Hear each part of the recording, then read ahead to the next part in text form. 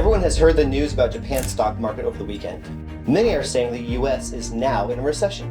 What will this mean for real estate and housing? That's what we're going to talk about in this video. So let's jump right into it. First, we must understand that real estate does not track one-to-one with an economic recession. A recession is broadly defined as a significant decrease in economic activity. But most of the time, this impacts goods and services far more than it does real estate. So recession of goods does not mean there will be a recession in the housing market. You may reply and say, well, what about 2008?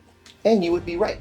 2008 was unique. Unlike other recessions, which are relatively natural to the boom and bust cycles of the economy, 2008 crash was actually caused by real estate. To keep things simple, Americans were in way too much unhealthy real estate debt, and banks were far too relaxed on lending standards. So when people couldn't pay it back, it had a trickle-down effect that hit every other sector of the economy and the world. That is clearly not what's happening right now. As many others have already noted, here's the situation we're in. We printed too much money. This artificially sped up the market growth, which then inflated prices. Inflation caused the Fed to raise rates to artificially slow the market down, which then made money more expensive to borrow, slowing down the overall ability to conduct business. This was designed to be a soft landing. In other words, the Fed didn't want us to go into recession because of the interest rate hikes. But as of right now, there's a good chance they failed in that goal miserably. Okay, now that we know the situation, let's go to the meat of the topic.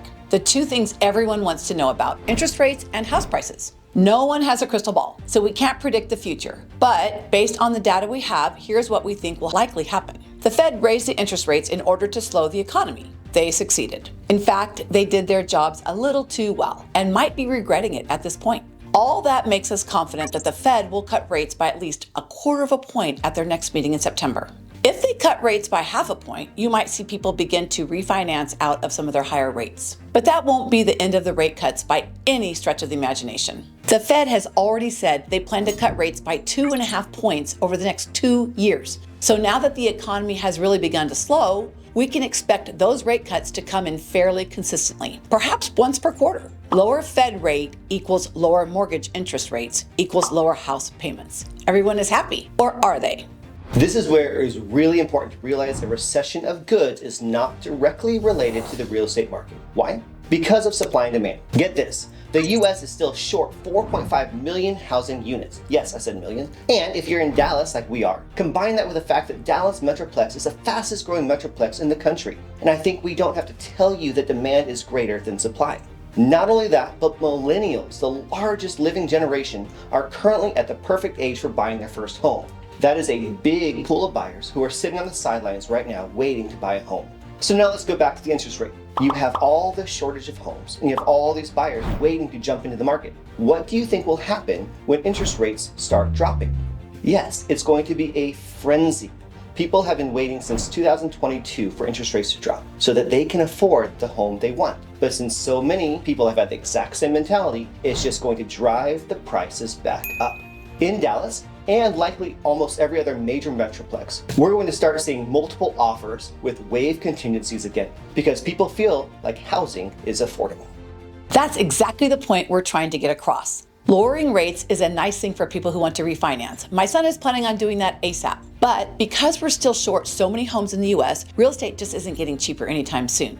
So what is our advice to you then? It's the age-old wisdom of seasoned real estate agents and investors. The best time to buy was yesterday. Real estate becomes cheap after you've owned it for 5 years, but it almost never feels cheap when you buy it at first. With this unaffordability crisis not changing anytime soon, our best advice is for you to get into a smaller home than you were originally wanting. But make sure you buy in a good area. You know what they say, location, location, location. That will ensure the value of your property going up over time. So when you're ready to move, you're sitting on a lot of money to help you buy the home of your dreams. For those of you in Dallas, this is really a no-brainer.